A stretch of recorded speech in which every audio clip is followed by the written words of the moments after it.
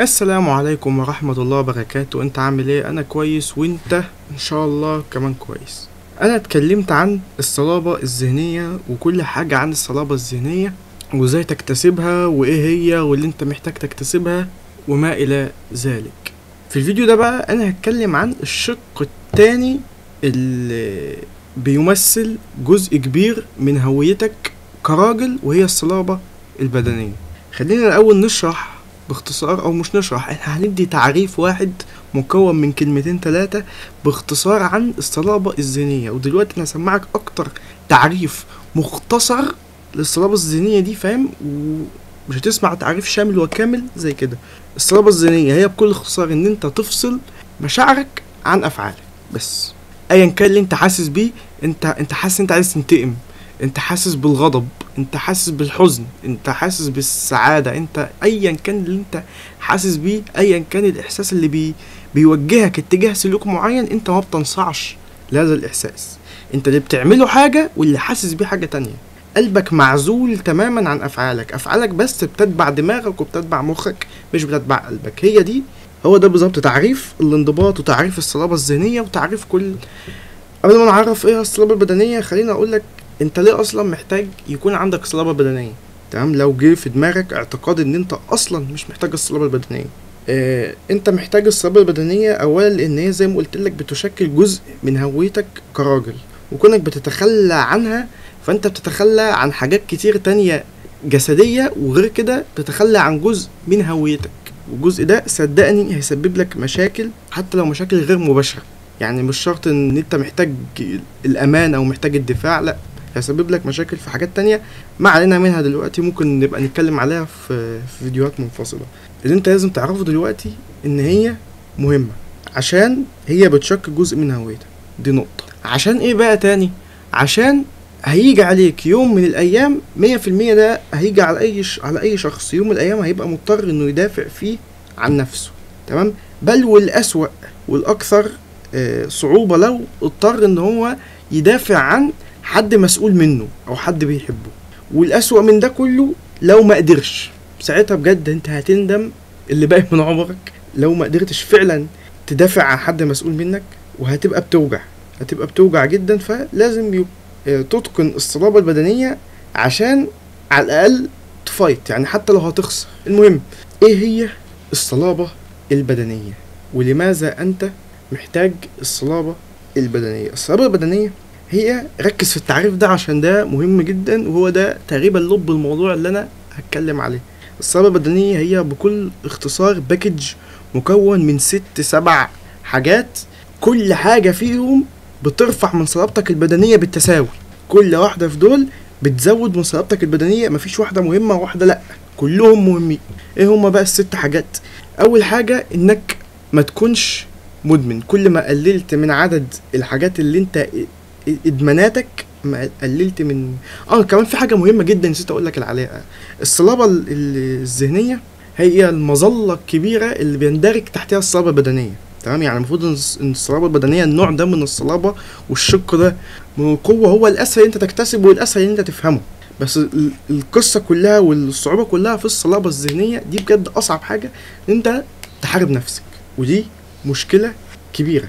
بس انا هتكلم عن الصلابة البدنية عشان ابقى غطيت الشقين كلهم. بس هي الصلابة الذهنية هي اللي اصعب، بل ان الصلابة البدنية هي ستيج 2. يعني الصلابة البدنية هي المرحلة التانية اللي بتتفتح لك بعد ما تكون على قدر كافي من الصلابة الذهنية. الصلابة الذهنية بتفتح لك ابواب كتيرة جدا، من ضمنها الصلابة البدنية، لان زي ما قلت لك انك تكون صلب ذهنيا هيساعدك جدا جدا في انك تكون صلب بدنيا، بل والله انه في بعض الاحيان بيغني اصلا عن الصلابة البدنية.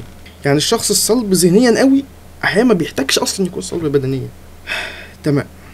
فاولا الصلابة الذهنية بتشكل جزء من صلابتك البدنية. فتك وعدم خوفك من ايا كان بقى المصدر اللي بيهددك، ده محتاج درجة عالية من الصلابة الذهنية. واخد لي بالك؟ وانت بتبدأ تخسر في اي حاجة، مش لما تخسر من الخصم اللي قدامك. انت في البداية بتخسر من نفسك، بتخسر قدام نفسك، زي ما حكيت في الفيديو بتاع الصلابة الذهنية. انت لما بتفقد اعصابك انت ساعتها خسرت. لما بيبتدي فعلا يسيطر عليك الخوف، بس هذه اللحظة انت خسرت. انت ما بتخسرش لما ايا كان اللي انت بتدافع ضده يهددك، انت بتخسر لما انت بتسمح له انه يهزك من جوه ويزعزعك. ساعتها خلاص كل اللي باقي كلام فاضي يعتبر. فمبدئيا صلابتك الذهنية ومدى ثباتك قصاد اي حاجة. تمام. الباقي بقى هي حاجات كلها قد تجدها بديهية، بس صدقني ان رغم ان هي بديهية جدا ورغم ان هي واضحة جدا، الا ان في ناس عندها شوية مفاهيم مبنية ان هم عندهم خلل في التعريف اللي انا لسه هقوله ده. تمام. فاحنا اتفقنا ان اول حاجة كانت الصلابة الذهنية. كل ده احنا بنتكلم عن الحاجات اللي بتديك الصلابة البدنية. الصلابة البدنية بتتكون من ايه؟ بتتكون من صلابة ذهنية. زي ما قلت لك الصلابة الذهنية هي اللي بتفتح لك ابواب كتيرة جدا، من ضمنها باب الصلابة البدنية ده. فتاني حاجة بتديك صلابة بدنية زي ايه بقى؟ زي مثلا المرونة، زي السرعة، زي الخفة، زي الاستامينا اللي هو قدرتك على التحمل او قدرتك على ان انت ما تتعبش بسرعة، زي قدرتك على تحمل الألم. انت قد ايه تقدر تتشلفط وتتنفخ وتفضل لسه واقف على رجلك وتفضل لسه واعي، قد ايه تقدر تتحمل الألم. تمام. من ضمنها برضو انت تكون متقن لفن قتالي معين. بتعتمد كمان على كتلتك العضلية، وبتعتمد على ذكائك، بتعتمد كمان على ان انت ما تكونش تحت رحمة ادمان معين زي ما كنت هقول من شوية، لان الحاجات دي بتشكل عندك نقط ضعف. يعني كل ما زاد عدد ادماناتك كل ما زاد نقط ضعفك، لان زي ما قلت لك الادمان زي ما حكيت في فيديو الادمان هو اللي بيحكم مشاعرك عليك، هو الحاجة الوحيدة اللي بتغلب شعورك على ارادتك. ساعتها انت بتخسر صلابتك الذهنية، وبالتالي انت خلاص زي ما قلت انت بتخسر كل حاجة بعد كده. كل حاجة بتنهار اول ما تنهار النقطة دي. يعني مثلا ادمان الكافيين او ادمان القهوة، لو واحد عايز يوقعك هيصطادك وانت بعيد عن الحاجات دي، وانت بجد انت مش شايف قدامك من قلة الكافيين في دمك وفي جسمك، وانت بجد مش طايق نفسك ومش طايق الدنيا ومش بتفكر صح، مش بتفكر بالطريقة اللي المفروض تفكر بيها. انت كده في موقف ضعف، موقف عرضة ان اي حد يصطادك فيه بأي حاجة بقى. انت فاهم؟ حد بقى يوقعك، حد يستفزك، انت تبقى بتستفز اسرع، ساعتها هتبقى بتتضايق اسرع، هتبقى كده يعني. وكذلك بقى على اي ادمان، يعني مش شرط ادمان الكافيين، هو اي ادمان طول ما انت بعيد عنه انت في ضعف. وكل ما كترت ادماناتك كل ما كانت المواقف اللي انت فيها ضعيف كتيرة قوي، ونقط ضعفك بقت واضحة قوي. تمام. هي دي الصلابة البدنية، واحسن حاجة واسهل حاجة فيها هي كل حاجات ملموسة، كلها حاجات ملموسة، واحنا كلنا عارفين ازاي وفين بتتعمل. وهنا برضو عندي مشكلة. تمام. لان انا لو سألت دلوقتي اي واحد قلت له انت فين تقدر تحصل وتلاقي القوة البدنية والصلابة البدنية دي، فين تقدر تلاقيها؟ هيبتدي اول حاجة بالجيش والجيم واشياء اخرى بقى. الحاجتين الوحيدين اللي تقدر تحصل فيهم على نوعين الصلابة دول الجيش والجيم. انا ما شفتش حاجة، والسجن بس دي يعني دي مش شرط لان في ناس فعلا بتنط نطة كبيرة قوي بعد السجن، بس احنا هنستبعد دي لان ده مش نشاط مجتمعي تروح فيه عشان تاخد القوة البدنية. خلينا دلوقتي نركز على الجيش والجيم. الجيش انت مش هتقدر تروحه كنشاط مجتمعي غير بطريقتين اجباريتين. اول طريقة ان انت خلصت دراسة فبتروح تخدم وتطلع، ودي فرصة ليك عشان تاخد شوية قوة بدنية. الخيار التاني ان انت تروح تخدم بالعودة، يعني تكون هي دي شغلتك ويكون هي دي مهنتك الأساسية، تخش بقى حربية، تتطوع، تعمل أي حاجة، بتكون خلاص هي دي حياتك. تمام. والجنب التاني الجيم. تمام. وغالبا الناس كلها أصلا بتختار الجنب التاني، اللي ناس كتير أوي ما بتحبش الجيش. عايزين برضو نفهم اشمعنى الأماكن دي اللي بتدي قوة بدنية. أنا دلوقتي عمال أقول حاجات بديهية كتير بس عشان بجد نبقى مدركين احنا بنتكلم عن ايه وكل توابع وأركان الموضوع. ليه الحاجات دي بالذات هي اللي بتديك القوة البدنية، وليه دي الحاجات بالذات اللي بتحصل منها على القوة البدنية، وليه مش هي الحاجات الوحيدة؟ يعني أنا قلت لك الجيم والجيش وأشياء أخرى، يعني في حاجات كتير أوي بتكسب منها القوة البدنية. الأماكن دي هي بكل اختصار بتحط جسمك وبتحطك بدنيا تحت ظروف صعبة وظروف قاسية عشان تتكيف عليها، تتكيف على الظروف الصعبة دي، فتبقى أكثر صلابة. يعني لما ترتقي المستوى الظروف الصعبة اللي انت فيها، الظروف السهلة بالنسبة لك هتبقى اي كلام، منطقيا جدا وبديهيا جدا، وهاشتاج حمادة هلال. فانت بتروح الاماكن دي عشان تتحط تحت ظروف اقصى قدر ممكن تتحمله من الظروف الصعبة، عشان تتأقلم عليه فتطلع نسخة مطورة من نفسك، واخد بالك؟ نسخة اصلب، نسخة اكثر قساوة من نفسك. تمام. بس دلوقتي لما انت بتروح جيم وتشوف الكوميونتي اللي جوه الجيم ده، هتلاحظ ان من ضمن كل الحاجات اللي انت محتاجها عشان ترفع من صلابتك وقوتك البدنية، هم بيوجهوك في اتجاه واحد بس، اللي هو الشكل او الكتلة العضلية. انت واخد بالك؟ والاتنين مقترنين ببعض. يعني انت دلوقتي انت محتاج تبقى سريع، محتاج تتقن فن القتالي، محتاج تبقى تتحمل الالم، ومحتاج فوق كل ده كمان الصلابة الذهنية. كل الحاجات دي محتاج تطورها بالتوازي مع بعض عشان تبقى بجد قوي، عشان تقدر تخش فايتات.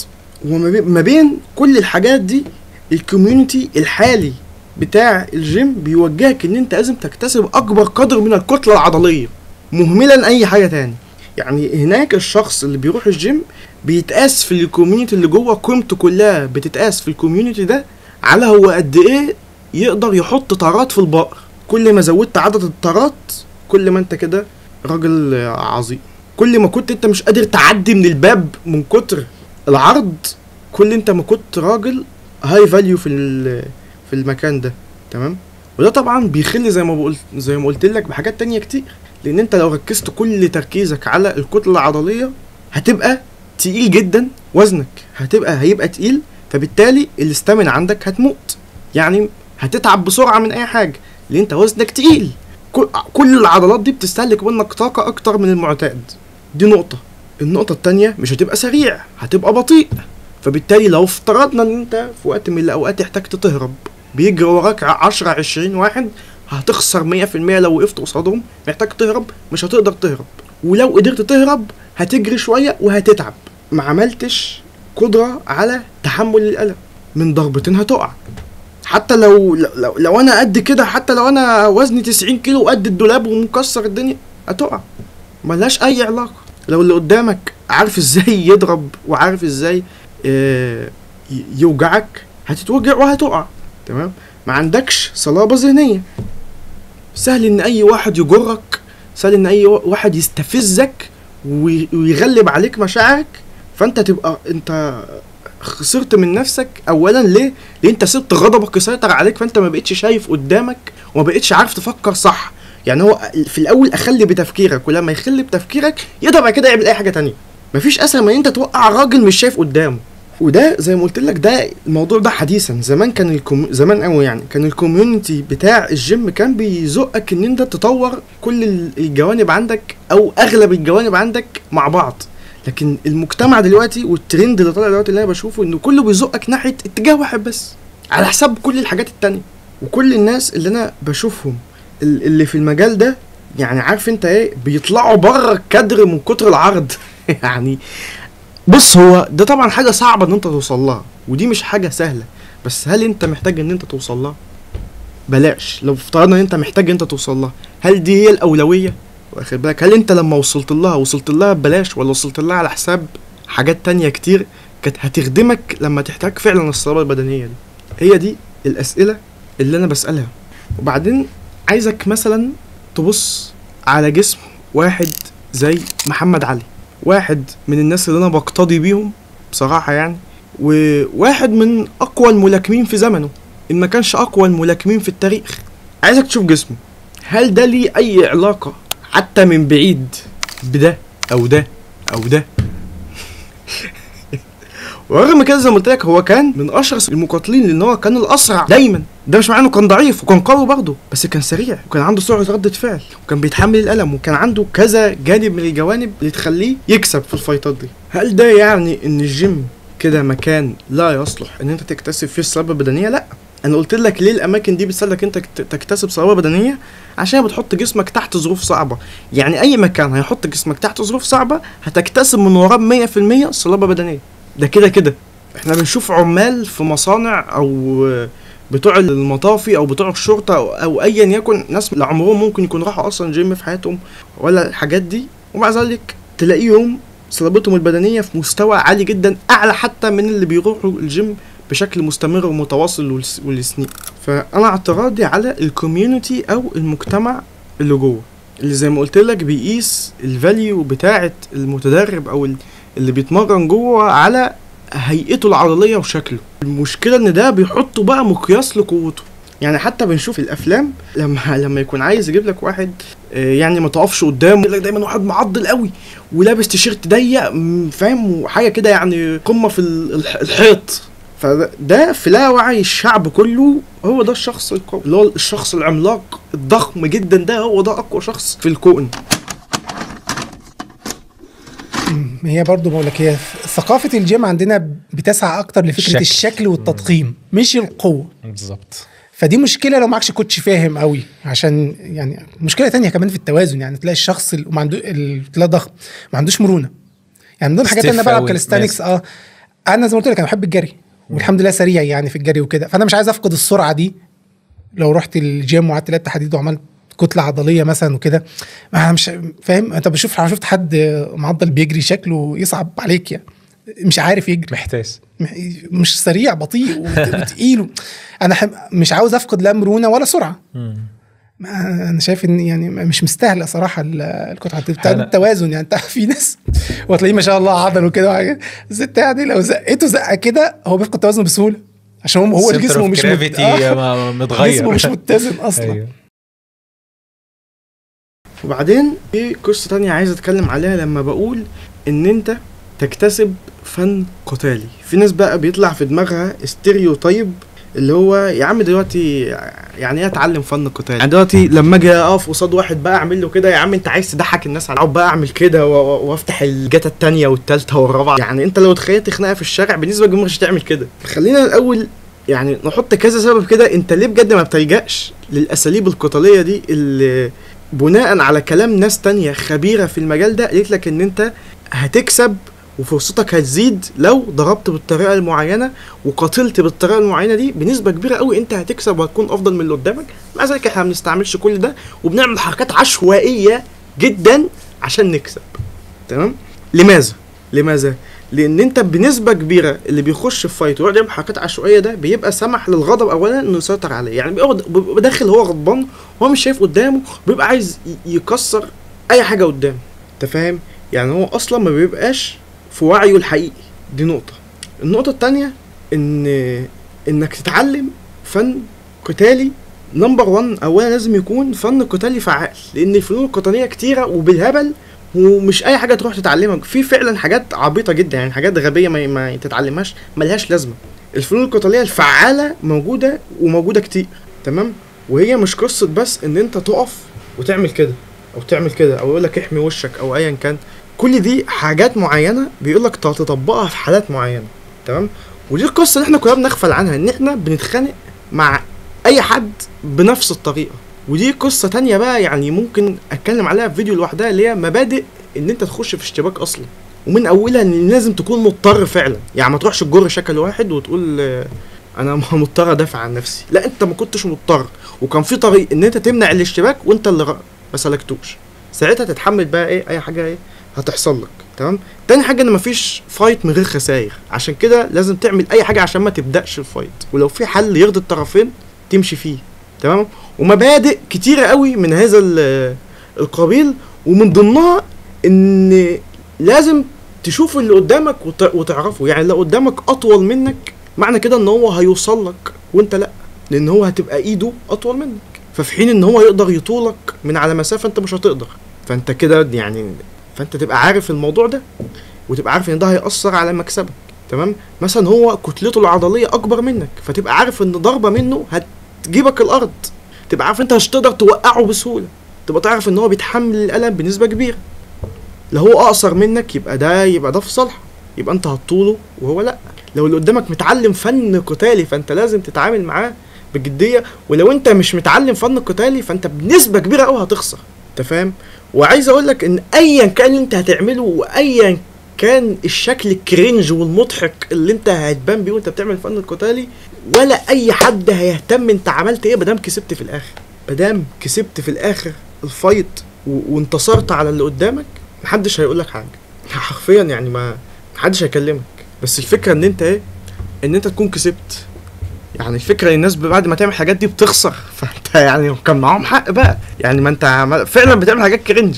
وبجد بقى سيبك من الناس اللي بتطلع لك في التيك توك وبتطلع لك في الشورتس تقول لك لو حد جه خنقك دلوقتي من ورا هتمد ايدك الشمال هتمسكه من قفاه وتدوس على عضلة عينه كده، انت تحكمت فيه بالكامل، وتقوم تلف بيه 360 درجة وتعمل كده، انت كده اسقطت خصمك.